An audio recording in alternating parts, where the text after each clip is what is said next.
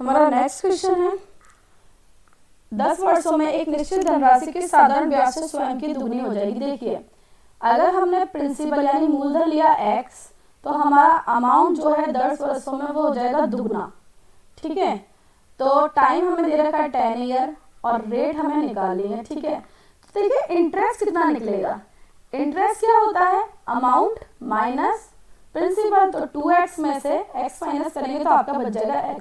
तो अब आप x SI का फॉर्मूला लगाते हैं, इसमें x equals to P into R into T upon 100। तो x से x कैंसिल आउट हो जाएगा, ये हो जाएगा 0 से 0। तो R कितना हो जाएगा आपका 10%, 10% की ब्याज। अब बढ़ते हैं नेक्स्ट क्वेश्चन की ओर।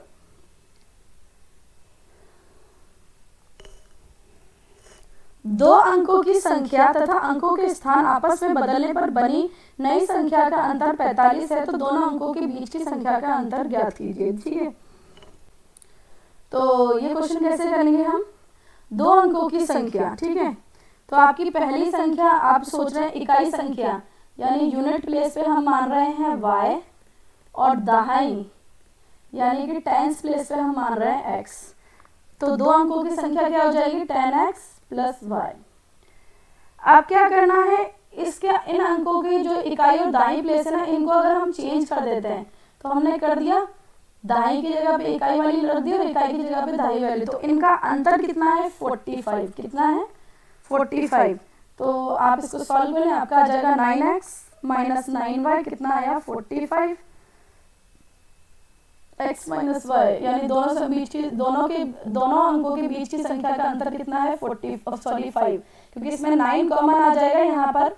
ये यहाँ पर एक लाइन लिख देती हूँ, ये आ गया आपका 45 और 45 में जब हम 9 का डिवाइड देंगे ये 5 कैंसिल आउट आता है और अंतर कितना हो जाएगा b। दादरा एवं नगर हवेली की राजधानी कहाँ है, तो इसका आंसर है सी सिलवासा। 8, 5, 6, 3, 7, 4, 3, 9 का औसत ज्ञात कीजिए। तो इस औसत ज्ञात करने का क्या था, फॉर्मूला होता है औसत ज्ञात करने के लिए हमें जितने भी नंबर दिए होते हैं इनको आप पहले प्लस कर लेते हैं।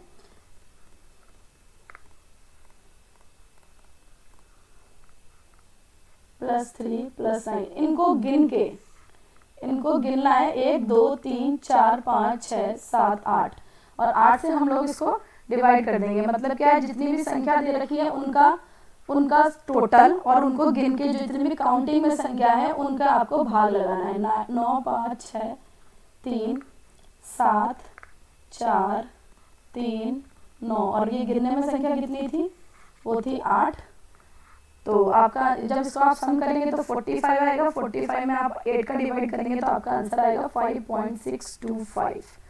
ठीक है, तो आप इसको 5.62 तो ऑप्शन में नहीं है, तो इससे मिलता जुलता आप क्या लेंगे 5.63। इसके नजदीक क्या आ रहा है 5.63। भारतीय मूल के उस व्यक्ति का नाम बताइए जिसने 2015 में महारानी एलिजाबेथ द्वितीय से नाइटहुड का सम्मान प्राप्त किया था। तो इसका आंसर है हरपाल सिंह कुमार। क्या है बी ऑप्शन। अब नेक्स्ट क्वेश्चन, PQR एक कार्य को 4 दिन में करते हैं और PQ अकेले उसी काम को क्रमशः 8 तथा 12 दिन में करता है। तो बताइए R इस काम को अकेला कितने दिनों में काम करेगा। देखिए इसने क्या दे रखी है P + Q + R, ये तीनों इस काम को एक कार्य को 4 दिन में करते हैं और P + Q इसको कितने में करते हैं, सॉरी P करता है इसको, P करता है इसको 8 दिन में और R जो है Q जो है ये इसको करता है 12 दिन में और हमें R की अकेले की वैल्यू निकालनी है। तो आपको इस तरीके के क्वेश्चन को करने के लिए आप क्या करें, पहले इसका एलसीएम ले लें। इसका एलसीएम आएगा आपका 24। तो 4 में इसको ये क्या हो गया आपका कुल कार्य, कितना हो गया ये कुल कार्य हो गया आपका ये। तो PQR तीनों की वैल्यू कितनी हो जाएगी, एक मिनट इनका कलर चेंज कर लेते हैं ताकि आपको समझ में आ जाए। ठीक है, तो 24 में हम क्या करेंगे 4 का भाग देंगे तो कितना आंसर आ जाएगा 6, इधर आ जाएगा 3 और इधर आ जाएगा 2। देखिए टोटल P + Q + R का, ठीक है, तो आपका काम कितना था, वो था 6, P का कितना हो गया 3 और Q का कितना हो गया, P + Q का एक साथ लिख लेती हूँ मैं, तो आपका हो गया 5, कितना होगा 5। तो अब आर का एक दिन का काम कितना निकला, आर का निकलेगा 6 - 5 दैट इज 1। ठीक है, तो आपका टोटल काम कितना था, आपका ये एक दिन का ही काम निकाल रहे हैं, तो आपका एक दिन का काम कितना निकल जाएगा 1/24। आर जो है वो 1/24 काम एक दिन में करता है, तो वो टोटल मतलब आर जो है कितने दिन में ये पूरा काम करेगा, तो इसका रेसिप्रोकल कर दे दैट इज 24, आपका आंसर आ जाएगा। ठीक है, एक समांतर चतुर्भुज की ऊंचाई 7 सेंटीमीटर, क्षेत्रफल 161 वर्ग सेंटीमीटर है, तो इसके आधार की लंबाई याद कीजिए। ठीक है, तो पहली बात आपको समांतर चतुर्भुज का क्षेत्रफल याद होना चाहिए, तो इसके क्षेत्रफल होता है, इसका क्षेत्रफल होता है आधार इंटू ऊंचाई। क्या होता है, आधार इंटू ऊंचाई। तो आपका क्षेत्रफल कितना दे रखा है 161, आपका आधार नहीं दे रखा, हमें आधार ही निकालना है, और आपकी ऊंचाई कितनी दे रखी है 7। तो आपको क्या करना है, जो ये 7 है इसको इससे डिवाइड कर देना है। क्यों, मैं ऑलरेडी आपको बता चुकी हूँ कि बराबर के अगर कोई संख्या बराबर के एक साइड से दूसरी साइड जाती है तो उसका साइन चेंज हो जाता है, तो मल्टीप्लाई किसमें कन्वर्ट हो जाएगा, डिवाइड में। तो ये आपके आधार की वैल्यू आ जाएगी, जिसका आंसर आएगा 23। तो 7 दूनी 14 और ये 23 टाइम जाएगा, तो आपका आंसर कितना आ जाएगा, आधा 23 सेंटीमीटर। निम्नलिखित में कौन सा महत्वपूर्ण शहर नील नदी के तट पर स्थित है, तो इसका आंसर है बी, सिकंदरिया।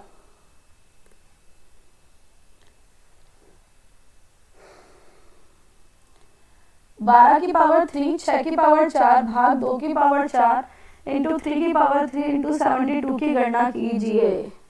ठीक है, इसकी हमें गणना करनी है, तो आप इसको थोड़ा सा एक ब्रैकेट में कर लेते हैं क्योंकि ये डिवाइड है। तो ये 12 की पावर 3 का मतलब क्या है, 12 इंटू 12 इंटू 12। इसी तरीके से 6 को हम 4 बार खोल देते हैं। अब ये डिवाइड का हमने साइन लगाया। अब क्या करना है, 2 को 4 बार खोल लीजिए। तो 2 को 4 बार अगर हम खोलेंगे तो 2 दूनी 4, 4 दूनी 8 और 8 दूनी 16। इसको डायरेक्ट 16 लिख सकते हैं, तो मैंने ये 16 लिख दिया। और 3 की पावर 3 होती है आपका 27 और ये हो गया आपका 72। तो बस आपको ये कैंसिल आउट करना है। कैसे कैंसिल करेंगे, ये हो गया 6 टाइम्स 6 से 6,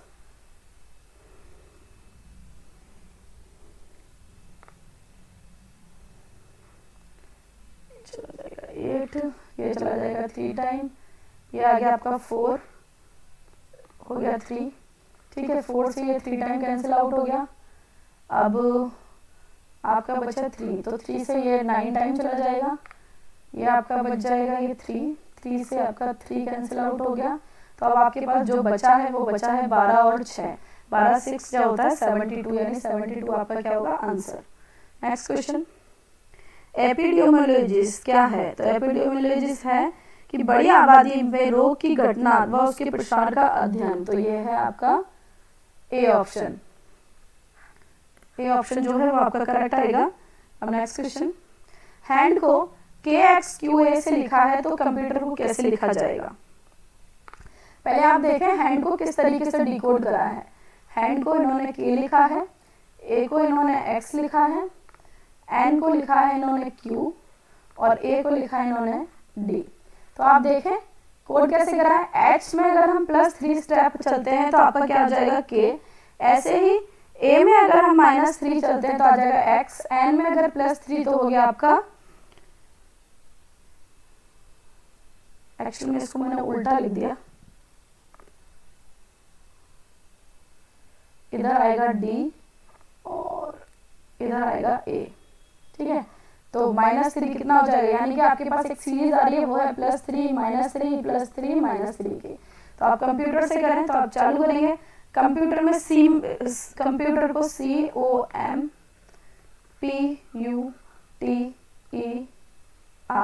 तो C से अगर आप +3 चलेंगे तो आपका आ जाएगा F, फिर -3 आपका हो जाएगा L, इसी तरीके से P, फिर आ गया M। इस तरीके से आपकी सीरीज हो जाएगी। तो आप आगे कंटिन्यू कर सकते हैं।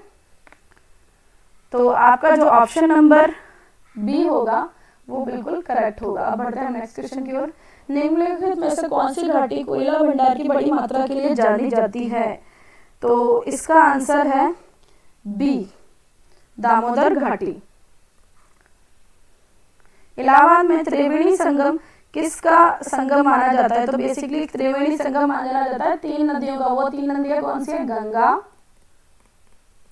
फिर है यमुना, फिर है सरस्वती। त्रिवेणी संगम में 3 नदियां का मिलती हैं इस जगह पर, तो उसको त्रिवेणी संगम बोला जाता है, गंगा, यमुना, सरस्वती। चिंटू मंटू के पिता के इकलौते भाई का बेटा है, और पिंटू जो चिंटू के पिता है, पिता के इकलौते भाई का बेटा है। पिंटू और मंटू में क्या अंतर है? देखिए, ये पहले चिंटू बना लेते हैं, हम लड़के को ट्राइंगल से ले रहे हैं, चिंटू, ठीक है। तो ये जो चिंटू है, चिंटू मंटू के पिता के इकलौते भाई का बेटा है, ठीक है। तो जो चिंटू है, पहले मंटू भी बना लेते हैं, ये हो गए मंटू। चिंटू जो है वो मंटू के पिता, तो मंटू के पिता का इकलौता भाई, ये इकलौता भाई हो गया, भाई का बेटा, यही बोल रहा है ना। मंटू, चिंटू जो है मंटू के पिता का इकलौता भाई है, ठीक है। ये चिंटू से कनेक्ट हो गए, तो इनकी शादी भी हुई होगी, तो ये इनकी वाइफ है सर्कल से, ठीक है। तो आपको ये बताना है चिंटू के पिता के इकलौते भाई का बेटा। और एक और है पिंटू। पिंटू कौन है? जो चिंटू के इकलौते भाई का, चिंटू के पिता के इकलौते भाई का बेटा है। तो चिंटू के पिता के इकलौता भाई भी ये मंटू के पिता होंगे, तो इसका भाई कौन बनेगा? वो बनेंगे पिंटू।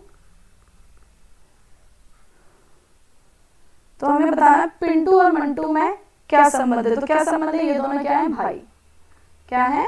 भाई। तो बी ऑप्शन जो होगा आपका करेक्ट होगा। मुगल शासकों के बीच प्रचलित भाषा कौन सी है? तो इसका आंसर है D, which is Farsi. Sericulture किससे संबंधित है? तो सेरिकल्चर किससे संबंधित है?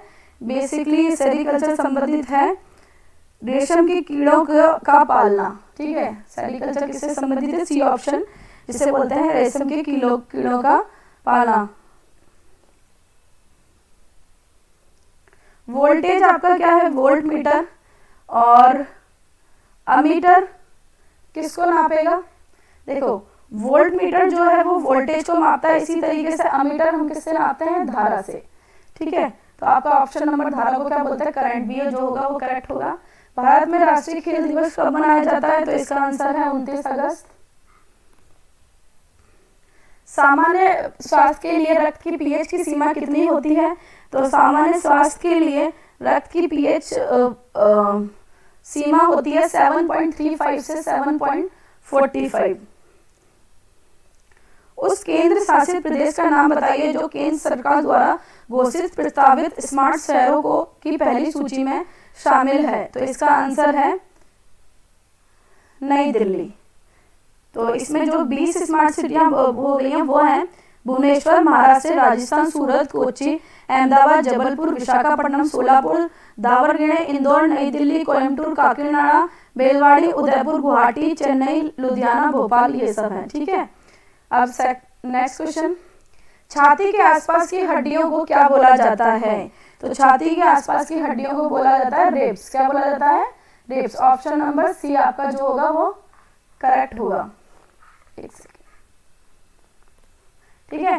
तो आपने ये स्कल वाला एक चैप्टर है साइंस में, उसमें बिल्कुल डायग्राम से बता रखा है। अब पढ़ते हैं हम नेक्स्ट क्वेश्चन।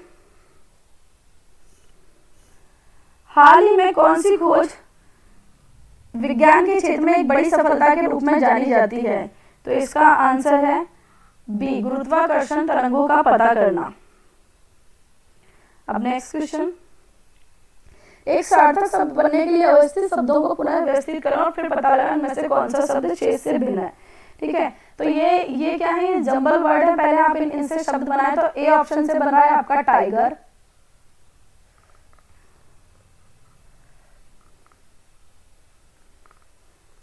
ए ऑप्शन से बन रहा है आपका टाइगर, बी ऑप्शन से बन रहा है चीता,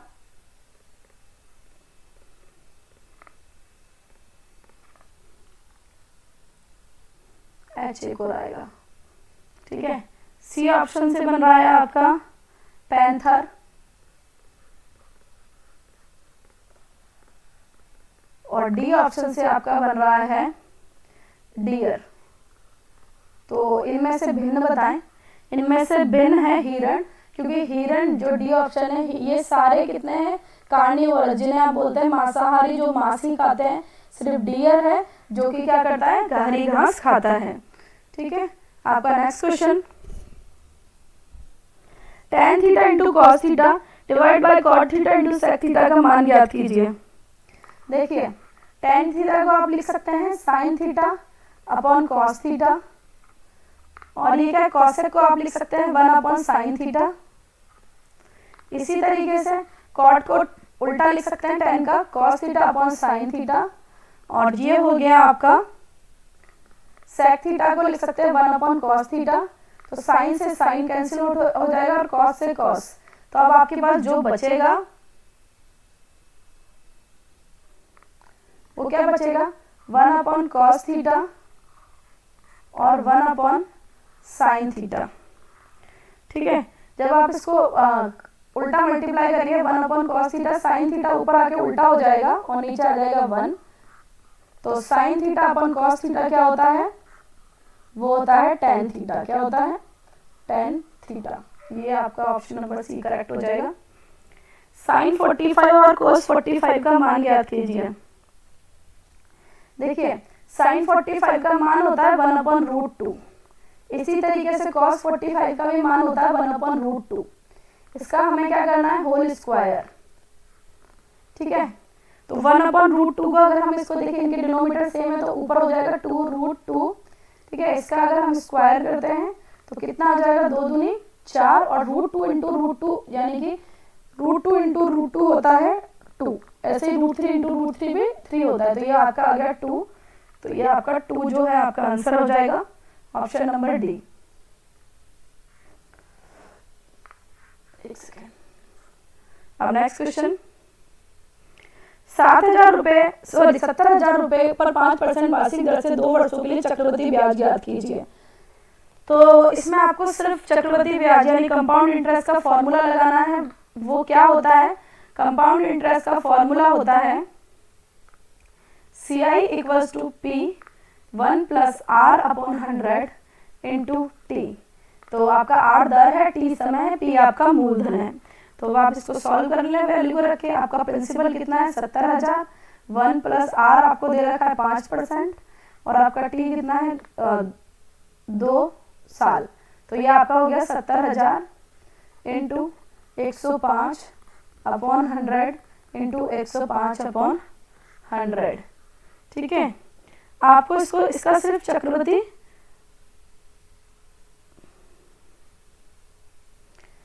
-1 भी आएगा, इधर -1 लगा लें, ठीक है।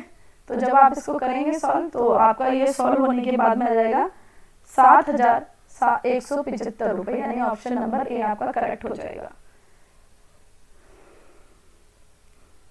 कुछ निष्कर्षों के स्थान के साथ नीचे एक कथन दिया गया है।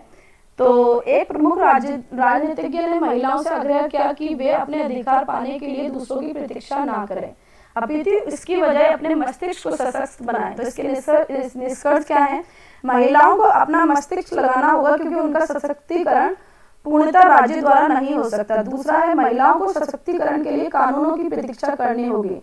तो बेसिकली इसका आंसर होगा, महिलाओं को अपना मस्तिष्क लगाना होगा, क्योंकि उनका सशक्तिकरण पूर्णतः राज्य द्वारा ही होता है। अब नेक्स्ट क्वेश्चन, पीडीएफ का पूरा नाम क्या है? तो पीडीएफ का पूरा नाम है portable document format. Portable document format. Chandrayaan 1 चंद्रमा पर खोजबीन के लिए जाने वाला भारत का पहला यान को कब लॉन्च किया गया? उसका आंसर है 2008 में। कब करा है? 2008 में। हमारा नेक्स्ट क्वेश्चन है, एक एथलीट 5 मिनट में 800 मीटर दौड़ता है तो उसकी चाल ज्ञात करें। ठीक है, तो देखिए पहली बात तो आप ध्यान से देखें, इसके ऑप्शन में क्या लिखा है, किलोमीटर प्रति घंटा। क्या है, किलोमीटर प्रति घंटा। ये चीज मैंने आपको क्यों समझाई, अभी आपको समझ में आएगा। देखिए चाल का फॉर्मूला क्या होता है, चाल का फॉर्मूला होता है दूरी बट्टा समय। क्या होता है, दूरी बट्टे समय। चाल का फॉर्मूला क्या होता है, आपकी दूरी बट्टे समय। देखिए हमारा आंसर क्या है, किलोमीटर प्रति घंटा में। तो इसमें बहुत इजी है, अगर आप दूरी 800 मीटर लिख सकते थे और 5 मिनट लिख सकते थे, बट इसमें सारा पहले देखिए, पहले जो टाइम है यानी जो समय है उसको हम घंटे में कन्वर्ट करेंगे 5/60। जब भी मिनट को घंटे में कन्वर्ट करते हैं तो कितना हो जाता है, उसको 60 से भाग दे देते हैं। तो आपका आंसर कितना आया, 1/12 आवर। कितना आया, 1/12 घंटा। अब क्या आया आपकी समय, सॉरी दूरी यानी कि डिस्टेंस। ठीक है, तो डिस्टेंस कितनी है आपकी 800 मीटर। अब हमें क्या करनी है, इसको किलोमीटर में बदलनी है। जब मीटर को किलोमीटर में बदलते हैं तो हम क्या कर देते हैं, 1000 से भाग, तो ये आपको कैंसिल आउट हो जाएगी। आपका आया कितना, 4/5। ये 2 की टेबल से कैंसिल आउट करें, दैट इज 4/5। ठीक है, तो अब इसका अब क्या है, बस इसको नॉर्मली फॉर्मूले में लगाना। आपकी दूरी कितनी निकली है, 4/5, और आपका समय कितना निकला है, 1/12। तो जब ये 12 है, ये ऊपर जाके क्या हो जाएगा, उल्टा रेसिप्रोकल होकर ये मल्टीप्लाई हो जाएगा 12/1। तो आपको कितना आया, 12 4 जो होता है 48 को जब हम 5 से डिवाइड करते हैं तो हमारा आता है 9.6 किलोमीटर पर आवर। यानी कि आपका जो आंसर है वो कितना आएगा, 9.6। सी ऑप्शन जो होगा वो आपका करेक्ट होगा। बढ़ते हैं हम नेक्स्ट क्वेश्चन की ओर। एक घड़ी में प्रातः 7:30 से दोपहर तक सेकंड की सुई कितनी बार चक्कर लगाएगी। देखिए एक घड़ी में ये क्या कह रहे हैं, 7:30 से कितने से दोपहर, इस क्वेश्चन में थोड़ी सी मिस्टेक है, 12 लिखा है। एक घड़ी में 7:30 से दोपहर 12 बजे तक वो कितने चक्कर लगाएगी। आप पहले देखें इसमें कितने घंटे होते हैं, 7:30 से 12:30 के बीच में आवर जो होते हैं वो कैलकुलेट करते हैं। पहले हमारे जो घंटे हैं वो हुए हमारे 4.5 घंटे। कितने, 4.5 घंटे। ठीक है, तो अब आप पहले, ये इम्प्रॉपर में है तो इसको पहले मिक्स्ड में है, इसको इम्प्रॉपर में कन्वर्ट करते हैं तो कितना आ जाएगा आपका 9/2। ये कैसे आया, 4 दूनी 8 और उसमें एक प्लस कर देते हैं, मैं यहाँ पे लिख देती हूँ 4 × 2 + 1, तो ये आपका 9/2 इस तरीके से आ गया। तो ये क्या कह रहे हैं कि हमारे पास अब घंटे कितने हो गए, 9/2 घंटे। और ये क्या कह रहे हैं, सेकंड की सुई कितनी बार के लगेगी। भाई एक मिनट में यानी कि 1 घंटे में वो कितने लगाती है, 60। तो आप 60 से इसको मल्टीप्लाई कर दीजिए, तो ये क्या है, मिनट का कर रहे हैं अभी हम लोग, तो ये आ गया आपका 30 यानी 270। तो कितना आया आपका 270 मिनट में सेकंड की सुई। भाई 270 मिनट में सेकंड की सुई भी 270 ही चक्कर लगाएगी, तो इसका आंसर कितना आ जाएगा, 270। अब नेक्स्ट क्वेश्चन को थोड़ा ध्यान से पढ़ना है।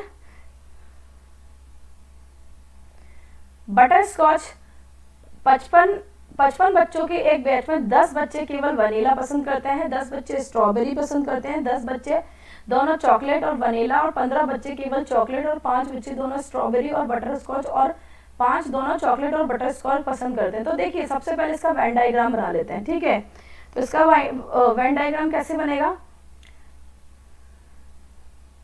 ठीक है भाई, ये क्या हो रहा है, 10 बच्चे जो हैं वो क्या पसंद करते हैं, स्ट्रॉबेरी। ये है आपकी स्ट्रॉबेरी। ठीक है, अब क्या है आपके, और जो क्या है इसमें 5 बच्चे हैं, और बटर स्कॉच कितने बच्चे पसंद करते हैं, इस तरीके से। पहले आप इसके 1 मिनट ये बना लीजिए। ठीक है, तो 10 बच्चे आपके क्या कर रहे हैं, केवल वनीला पसंद कर रहे हैं। 10 बच्चे क्या पसंद करते हैं, वो पसंद करते हैं स्ट्रॉबेरी। कितना पसंद, 10 बच्चे क्या पसंद करते हैं, स्ट्रॉबेरी, और 10 बच्चे आपके पसंद कर रहे हैं वनीला। तो यहाँ पे 10 बच्चे वनीला लिख देते हैं।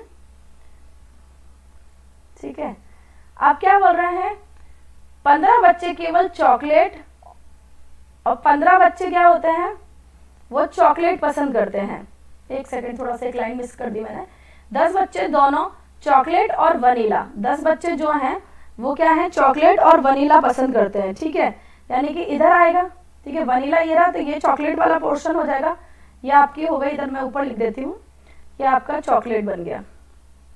ठीक है, तो 10 बच्चे जो हैं वो चॉकलेट और वनीला, तो देखिए उसमें से मिनिमम 10 बच्चे जो हैं वो चॉकलेट और वनीला पसंद कर रहे हैं, ये आपका 10 लिख दिया, क्योंकि ये कॉमन पोर्शन आता है इसमें चॉकलेट और वनीला का आ गया। 15 बच्चे केवल चॉकलेट पसंद करते हैं, तो इसमें चॉकलेट कितने हो गए, 15 बच्चे आपके केवल चॉकलेट पसंद कर रहे हैं। अब क्या है, 5 बच्चे दोनों स्ट्रॉबेरी और बटर स्कॉच पसंद करते हैं, तो ये जो 4th वन है इसका नाम आएगा बटर स्कॉच।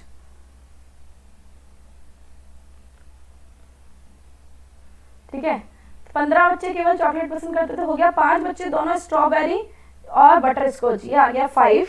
और क्या है, 5 दोनों चॉकलेट और बटर स्कॉच पसंद करते हैं, और चॉकलेट और बटर स्कॉच क्या हो गया, यहाँ पर आ गया। ठीक है, तो अब क्या है, अब आपको इसी के अनुपात में, मतलब इसी तरीके से आपको क्वेश्चन सॉल्व कर रहे हैं। बटर स्कॉच पसंद करने वाले बच्चों और वनीला पसंद करने वाले बच्चों का अनुपात बताइए। तो देखिए बटर स्कॉच कितने बच्चे पसंद कर रहे हैं भाई, बटर स्कॉच के सर्कल में कितने आ रहे हैं, 5 and 5, यहाँ इधर लिख देते हैं हम इसको, 5 + 5 दैट इज 10। और क्या है, वनीला पसंद करने वाले, और वनीला कितने बच्चे पसंद कर रहे हैं, वनीला आ रहा है, वनीला के सर्कल में 10 और 10 कितना हुआ, 20, 10 + 10 कितने हो गए, 20। तो 10:20 का क्या रेशो हो जाएगा, 1:1:2। तो आपका इस तरीके से आंसर आ जाएगा। अब नेक्स्ट क्वेश्चन पढ़ते हैं। कितने बच्चे केवल एक ही फ्लेवर पसंद करते हैं, तो एक ही फ्लेवर जो बच्चे पसंद कर रहे हैं, एक मिनट इसकी इंक चेंज कर लेती हूँ। एक ही फ्लेवर, देखिए एक तो 10 बच्चे तो केवल स्ट्रॉबेरी पसंद कर रहे हैं, ये सिर्फ वही हैं जो स्ट्रॉबेरी पसंद कर रहे हैं अकेले, और 10 बच्चे क्या कर रहे हैं, वेनिला पसंद कर रहे हैं, और 15 बच्चे क्या कर रहे हैं, आपके चॉकलेट पसंद कर रहे हैं। तो वो जो नेक्स्ट क्वेश्चन था वो क्या है कि कितने बच्चे एक ही फ्लेवर, तो वो बच्चे कितने थे, 10 + 10 + 15, तो आपका कितना आया, 35। तो कितना आया, 35, यानी बी ऑप्शन आपका करेक्ट होगा। अब नेक्स्ट क्वेश्चन, चॉकलेट पसंद करने वाले बच्चों और स्ट्रॉबेरी पसंद करने वाले बच्चों की संख्या में कितना अंतर होगा। ठीक है, तो आप इस मैं इस डायग्राम को पीछे ना मोड़ के इस तरीके से यहाँ पे दोबारा बना लेते हैं।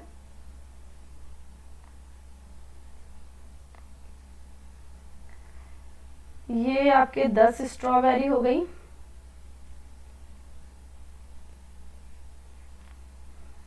ये आपकी वनीला, एंड ये यहाँ पर आपका चॉकलेट, और लास्ट क्या था, बटर स्कॉच। ठीक है, इनका कलर चेंज करते हैं। तो ये 10 बच्चे जो थे, इसमें 10 बच्चे जो थे वो वनीला पसंद कर रहे थे, और 10 बच्चे ये वनीला और चॉकलेट पसंद कर रहे थे, 5 बच्चे बटर स्कॉच और चॉकलेट, 5 बच्चे आपके बटर स्कॉच और स्ट्रॉबेरी, 15 बच्चे जो थे वो सिर्फ चॉकलेट पसंद कर रहे थे। अब क्या क्वेश्चन है हमारा, चॉकलेट पसंद करने वाले बच्चों और स्ट्रॉबेरी पसंद करने वाले बच्चों की संख्या में कितना अंतर है। देखिए चॉकलेट पसंद करने वाले बच्चे कितने हुए, देखिए चॉकलेट के सर्कल में कितने आ रहे हैं, 15 + 10, क्योंकि ये जो 10 बच्चे हैं और ये 5 बच्चे, इनमें से कुछ ना कुछ तो चॉकलेट पसंद ही करते होंगे, तो ये कितना हो गया आपका 25 30, कितना हुआ 30। चॉकलेट कितने बच्चे पसंद करते हैं, वो थे 30। ठीक है, अब क्या है स्ट्रॉबेरी, तो स्ट्रॉबेरी कितने बच्चे पसंद कर रहे थे, वो आएगा आपका, स्ट्रॉबेरी पसंद कर रहे हैं 10 + 5 कितना आया, 15। तो इन दोनों में अंतर कितना आएगा, 30 में से 15 गए तो आपका 15, तो आपका बी ऑप्शन जो होगा वो करेक्ट होगा। बढ़ते हैं नेक्स्ट क्वेश्चन की ओर। यदि दो संख्याओं का योग 26 है और उनका अंतर 12 है तो वर्गों का अंतर ज्ञात कीजिए। देखिए ये क्वेश्चन जो है, दो संख्याओं का योग, यानी जो दो संख्या हमें पता नहीं है तो हमने एक संख्या तो x ले ली और दूसरी संख्या y ले ली। योग मतलब होता है प्लस करना, और क्या है उन संख्याओं का अंतर कितना है, 12। तो आप पहले सबसे पहले इनसे क्या करें, x और y दोनों की वैल्यू निकाल लें, उनके वर्गों का अंतर, ये बोल रहे हैं कि x² और -y² की वैल्यू हमें निकालनी है। ठीक है, क्योंकि एक संख्या के वर्ग का हो जाएगा x का वर्ग हो जाएगा एक्स स्क्वायर, y का हो जाएगा वाई स्क्वायर, वर्गों का अंतर। तो देखिए ध्यान से, ये एक फॉर्मूला बन रहा है, x square minus y square क्या होता है, एक्स प्लस वाई या फिर x माइनस वाई। तो आपके पास सिंपल सा क्वेश्चन था, x प्लस वाई की वैल्यू आपके पास 26 है और x माइनस वाई की वैल्यू आपके पास कितनी है, 12। तो जब आप इसको सॉल्व करेंगे तो 26 इंटू 12 होता है 312, यानी बी ऑप्शन जो होगा वो आपका बिल्कुल करेक्ट होगा। बढ़ते हैं नेक्स्ट क्वेश्चन की ओर। एक औरत ने कहा, वह कोमल की पोती है जो मेरे बेटे की इकलौती मौसी है, कोमल का उस औरत से क्या संबंध है। ठीक है, देखो इसका डायग्राम बना के समझाती हूँ। ये हो गई औरत, ठीक है, औरत जो है, औरत ने कहा वह कोमल की पोती है जो मेरे बेटे की इकलौती मौसी है। ठीक है, तो औरत ने क्या बोला, सबसे पहले बात कर रहे हैं हम लोग कोमल से।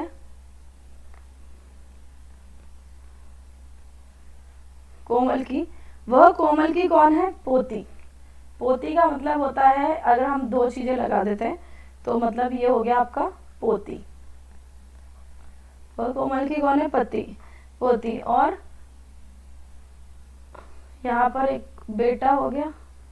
ठीक है, तो वो औरत क्या कह रही है, वह कोमल की पोती, कोमल की पोती, ठीक है, वह जो है ये रही, वह कोमल की पोती जो मेरे बेटे की, यानी औरत का जो बेटा है उसकी क्या है, एकमात्र मौसी है, इकलौती मौसी है। कौन है, यानी कि जो कोमल है वो बेटे की इकलौती मौसी है।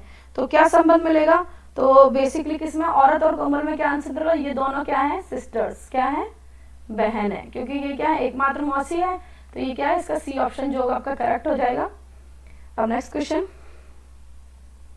पी और क्यू की चाल का अनुपात 3:4 है। यदि क्यू 4 घंटे में 320 किलोमीटर तय करता है तो पी की चाल क्या होगी। देखिए पहली बात आपको ये क्या है, पी और क्यू की चाल, यानी पी और क्यू ये 3:4 है। इसमें हम लोग क्या कर देते हैं, इनकी चाल को हम मान लेते हैं, वो कितनी हो गई, 3x और 4x। ठीक है, पी की 3x हो गई और क्यू की कितनी हो गई, 4x। ठीक है, अब ये क्या कह रहा है, अगर क्यू 4 घंटे में 320 किलोमीटर देता है, भाई क्यू कहाँ, ये यहाँ पे लिखते हैं क्यू, क्यू क्या कर रहा है, 320 किलोमीटर कितने घंटे में कर रहा है, वो है 4 घंटे में, और उनकी चाल कितनी थी क्यू की, वो थी 4x। ठीक है, कितनी थी, 4x। तो जब आप इसको सॉल्व करेंगे तो आप इससे 320 16x, तो x की वैल्यू कितनी आ जाएगी, 320 को हम 16 से डिवाइड कर देंगे तो 16 दूनी 32, तो x की वैल्यू, हमारे पास x की वैल्यू कितनी आ गई, वो आ गई 20। कितनी आ गई, 20। तो p की चाल ज्ञात करनी थी हमें, तो भाई x की वैल्यू अगर हमारे पास 20 आ गई तो अब क्या करना, 3 इंटू, तो अब क्या करना है, 3 इंटू 20 यानी कि 60 जो होगा वो p की होगा। ठीक है, तो 60 आपका आंसर हो जाएगा। और q का कितना होगा, q का तो कितना हो जाएगा, 4 इंटू 20 यानी कि 80 किलोमीटर q का, और p का होगा आपका 60। भारत एक संप्रभु गणराज्य बना है कब, ये इसका आंसर है आपका सी, 26 जनवरी 1950 को।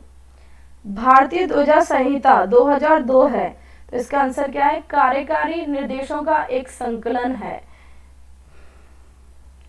अब बढ़ते हैं हम नेक्स्ट क्वेश्चन की ओर।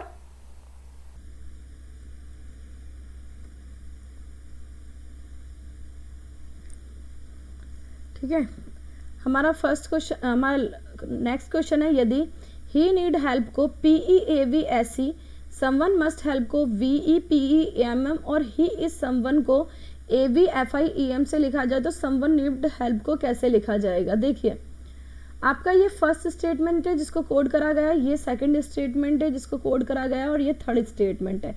इन्हीं स्टेटमेंट के थ्रू आप ये पता चलेंगे कि समवन नीड हेल्प को कैसे लिखा जाएगा। ठीक है, तो देखें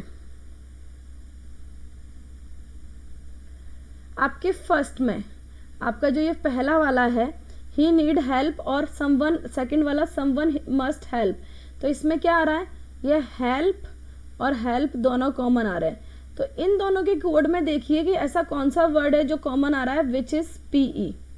तो हेल्प का कोड अपना क्या हो जाएगा, PE। अब इसी तरीके से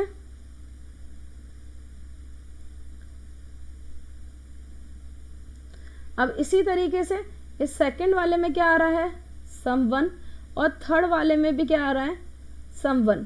ठीक है, तो आप ये देखें कि सेकंड और थर्ड के कोड में क्या कॉमन आ रहा है, दैट इज EM। तो सम 1 आपका क्या हो जाएगा, EM। क्या हो जाएगा, EM। सम 1 आपका हो गया EM। अब बचता है आपका नीड। तो आप सबसे पहले इसके इंक के कलर इसलिए चेंज करिए ताकि आपको डिफ्रेंशिएट समझ में आ जाए। ठीक है, तो इसमें ये देखिए फर्स्ट वाले में ही और ये लास्ट वाले में भी, थर्ड वाले में भी ही कॉमन आ रहा है। तो फर्स्ट और थर्ड में जो कॉमन आ रहा है ही के लिए वो आपका आ रहा है AV। ही क्या हो रहा है आपका, AV। ही क्या हो रहा है आपका, AV। तो अब देखिए नीड के लिए क्या जगह बची है, नीड में अब आपका क्या बच गया, PE कट गया और AV कट गया, तो SE। तो अब आप इससे कर लीजिए, आप बिल्कुल डिकोड कर लीजिए अब इसको, ये बच गया आपका SE। ठीक है, तो अपन को क्या है, सम 1 यानी EM, नीड SE, और आपका क्या है, हेल्प PE।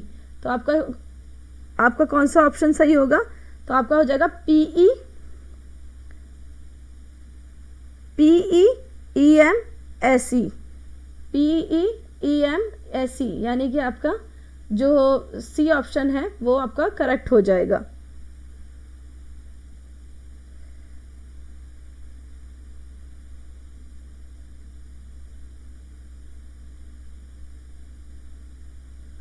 अब बढ़ते हैं हम नेक्स्ट क्वेश्चन की ओर। निम्नलिखित में से फिजिकल मेंटल के समान है तो युग्म का पता करिए। तो देखिए जिस प्रकार फिजिकल मेंटल से संबंधित है उसी प्रकार मुंडेंस एग्जिस्टिंग से संबंधित है। अब नेक्स्ट क्वेश्चन, पिच प्लेट किससे संबंधित है, तो पिच प्लेट संबंधित है यूरेनियम से। ये जो बी ऑप्शन होगा वो आपका सही होगा। यह एक रेडियोधर्मी यूरेनियम खनिज अयस्क है। यूरेनियम को पिच ब्लेड के रूप में भी जाना जाता है। हमारा नेक्स्ट क्वेश्चन है, एक व्यक्ति के पास 550 रुपए में 10 रुपए के 17 नोट हैं, कुछ 20 रुपए के नोट और 20 रुपए के नोटों की हमें संख्या निकालनी है। ठीक है, तो हम ये देख लेते हैं, हम यहाँ पे मान लेते हैं, माना 20 रुपए के जो नोट हैं वो कितने हैं, वो हैं x। कितने हैं, x। तो भाई 17 नोट किसके हैं उसके पास, 10 रुपए के, तो यानी कि आपके पास ये हो गए 17 × 10, और 20 रुपए के नोट जो हैं वो हैं आपके पास x, और इनका सम कितना है 550। ठीक है, तो आप 170 प्लस 20x इक्वल्स टू 550। तो अब क्या करेंगे हम, जो नंबर हैं उनको एक तरफ ले जाते हैं, वो हो गया 550 माइनस 170, तो आपका आंसर कितना आया 380। अब ये देखिए ये जो 380 है वो 20x के बराबर है। 380 जो है वो 20x के बराबर है, तो x की वैल्यू कितनी हो जाएगी, तो आपका 20x कितना आ रहा था, वो आ रहा था 380, तो x की वैल्यू हो जाएगी आपकी 380 डिवाइड बाय 20, 0 से 0 कैंसिल आउट हो जाएगा, और ये आपका 19 टाइम चला जाएगा, यानी जो 20 रुपए के नोट थे वो कितने हैं 19। Thank you for watching, share करें एंड सब्सक्राइब करें। Thank you.